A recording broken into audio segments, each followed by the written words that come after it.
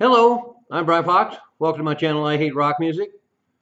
And in my series uh, about me still dreaming about great lost rock albums, this one's going to come as a surprise to a lot of people, and some people will have problems with it too. And that's the original Blizzard of Oz band, and it's just a footnote in the history of Ozzy Osbourne, but it's a really significant one to me because apparently Ozzy Osbourne in 1977 actually formed a first version of the Blizzard of Oz band.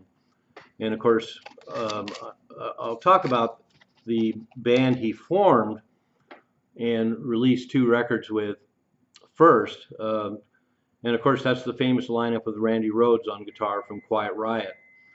And then he had a couple of other old English rockers in the band as well. Lee Kerslake, who had been in Toe Fat and the Gods, and was also in Uriah Heep, and also the drummer, and then Bob Daisley, who'd been in an Australian band called Kavas Jute in 1971 that a lot of hardcore record collectors know about.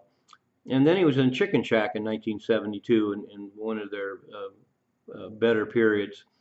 And then he was also in Rainbow, Uriah Heep, and then put together a band with Ariel Bender from Spooky Tooth and Mott the Hoople on guitar, a band called Widowmaker, and they put out two albums in 1975 and 1977.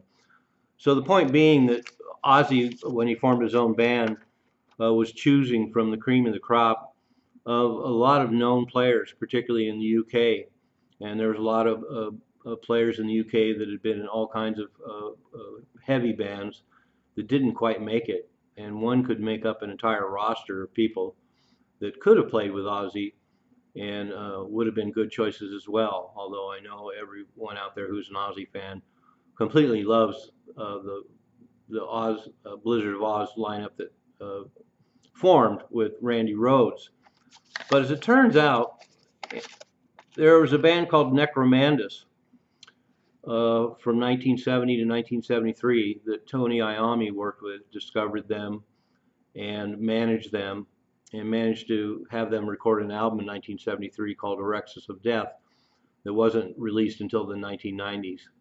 And they almost got signed to Black Sabbath's label Vertigo, except for the guitar player, Barry Dunnery, had some mental issues.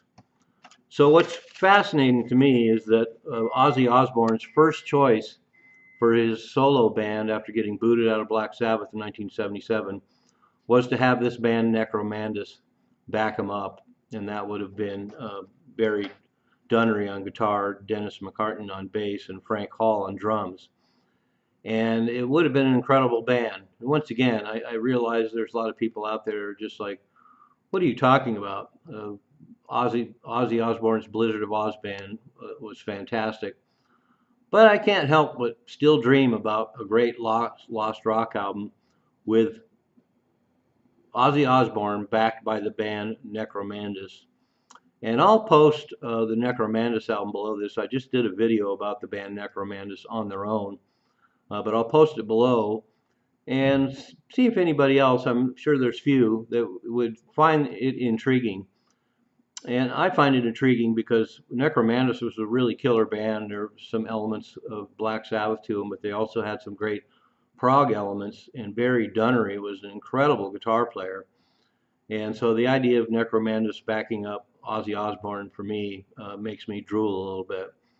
And I think it didn't happen because Barry Dunnery continued to have mental problems. He had mental problems in '73 and why the Necromandus album never got released.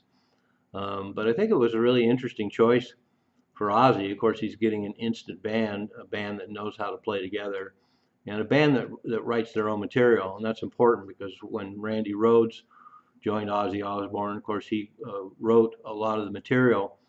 And so being backed by Necromandus would have been great as well because they write their own material as well. So he would have been ready to go. And the fact that Necromandus's old singer had some kinship to Ozzy's vocal style, it just really would have been an interesting combination. Of course, I don't know what Necromandus would have sounded like in 1977, but I still think It's a really interesting combination. And so where it gets interesting is apparently Ozzy Osbourne has the master tapes of all the sessions he did with Necromandus. So they're out there.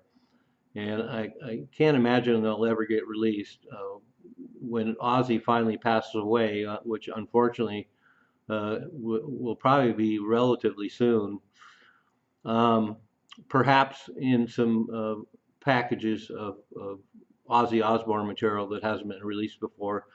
The Ozzy Osbourne with Necromandus, the original Blizzard of Oz, may pop up. So I might not even live long enough to see that. But anyway, that's the kind of stuff I dream of. Great lost albums, great lost opportunities, and everything worked out fine for Ozzy for sure. But the idea of Ozzy Osbourne singing with Necromandus really makes me slobber. I'm Brian Fox. Thanks for watching I Hate Rock Music.